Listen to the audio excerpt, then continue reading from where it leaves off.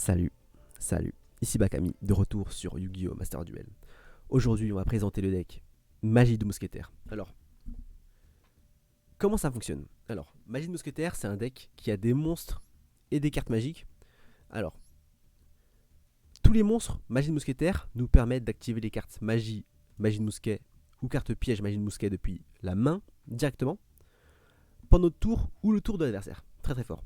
Et à chaque fois une fois par tour, quand une carte magique ou piège est activée dans la même colonne qu'un monstre magie de mousquetaire, alors il va avoir un effet supplémentaire. Du coup, on va le jouer en Going Second comme assaut de l'air.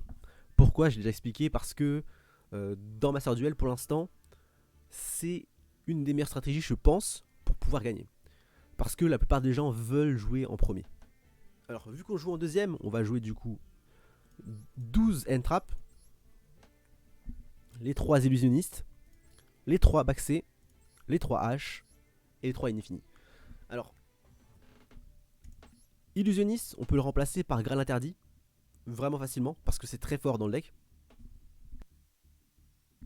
Ça permet d'utiliser du coup les effets de magie de mousquet euh, très très facilement. Après, on a du coup les cartes monstres magie de mousquet. On a quoi? Donc, toutes les cartes starter, je les ai mis en 3 fois du coup. Caspar, Kid Brave et Starfire. Du coup, Caspar, qu'est-ce qu'il fait? Quand on active une carte magique ou piège dans la même colonne que Caspar, on cherche une carte magie de mousquet depuis le deck à la main. Très très fort. Kid Brave, qu'est-ce qu'il fait? Quand on active une carte magique ou piège dans la même colonne, il peut du coup piocher 2 cartes, défausser 1. Incroyable. Et puis on a Starfire du coup qui permet de invoquer depuis le deck un monstre magie de mousquet quand on active une carte dans la même colonne. Très très fort. Alors pour les autres cartes monstres magie de mousquet, on a Doc. Doc qui permet du coup de recycler une carte magie de mousquet depuis le cimetière à la main. Calamity qui permet de réinvoquer un monstre magie de mousquet depuis le cimetière à la main, sur le terrain plutôt. Et Wild qui permet du coup de recycler 3 cartes magie de mousquet depuis le cimetière dans le deck et de piocher une carte. Donc pour ces 3 derniers, c'est des cartes de Grand Game ou tour 3. Tour 4 plutôt qu'au jour deuxième. Donc Wild, carte de Grand Game, et Calamity et Doc, carte de tour 3, tour 4. Après, dans les cartes magiques génériques, on a Gobelin parvenu et Pot de prospérité. Donc le deck, il peut vraiment brick, du coup, il faut de la pioche. Pourquoi ces cartes-là? Alors, Gobelin parvenu, en fait, ce qui est fort, c'est que c'est un proc gratuit pour tous nos monstres magie de mousquet. On invoque le monstre, on utilise Gobelin parvenu en dessous, ça proc la carte. Super, très très fort. Après, on a Pro de prospérité. La plupart d'autres extra decks, c'est du filler. Du coup, ça nous permet vraiment de piocher 2 cartes assez facilement. On va toujours faire 6 avec le pot de prospérité, du coup.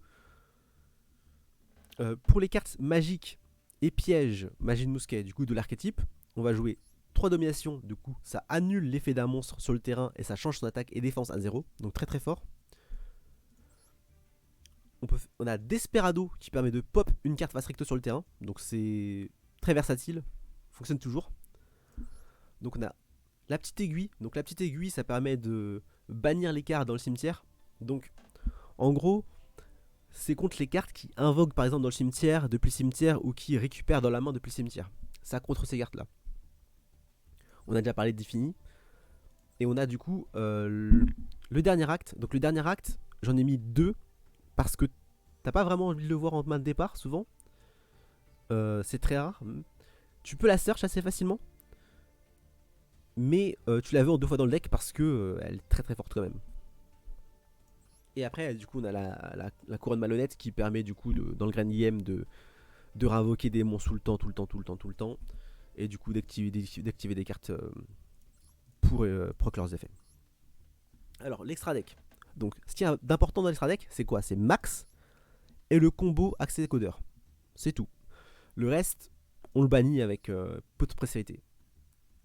Alors, j'explique Pax. Alors, cette carte, c'est une des cartes liens les plus fortes du jeu. Euh, Très très faible contre Illusioniste d'effet, H et Inifini. Mais, mais on peut rentrer dans le deck les appeler par la tombe pour remédier à ça. Je changerais, je pense, un kit brave. J'enlèverais un kit brave et un doc pour les deux appelés. Ou un kit brave par exemple, ou un gobelin parvenu. Ou un kit brave, un illusioniste d'effet, par exemple. Si on rencontre beaucoup de. Et qu'on aime vraiment pas se faire une trappe, on peut faire ça. Euh, on joue aussi en deuxième pour pouvoir utiliser l'effet de max. Donc l'effet de max, c'est quoi? C'est quand elle est invoquée par lien, tu peux ajouter un nombre de magie piège, magie de mousquet à ta main, égal au nombre de monstres, ou inférieur ou égal au nombre de monstres sur le terrain de l'adversaire. Donc c'est pour ça qu'il faut jouer en deuxième, sinon ça sert à rien comme carte. Tu peux utiliser soit cet effet là, soit le deuxième effet, où tu peux invoquer un nombre de monstres magie de mousquet depuis ton deck, égal au nombre de cartes magiques et pièges de l'adversaire. Donc c'est vraiment très fort. Des fois tu peux, contre les decks back row, tu peux invoquer 3 monstres depuis le deck, c'est très très fort. Après tu utilises tes cartes magiques de mousquet, tu prends tous les effets, c'est incroyable. Faut faire attention par contre, si tu utilises peu de prospérité, faut pas invoquer Kid Brave avec l'effet de max, parce que tu pourras pas utiliser son effet. Tu pourras utiliser son effet que pendant le tour adverse. Donc tu peux l'invoquer en soi, mais je conseille pas de le faire. Alors, dans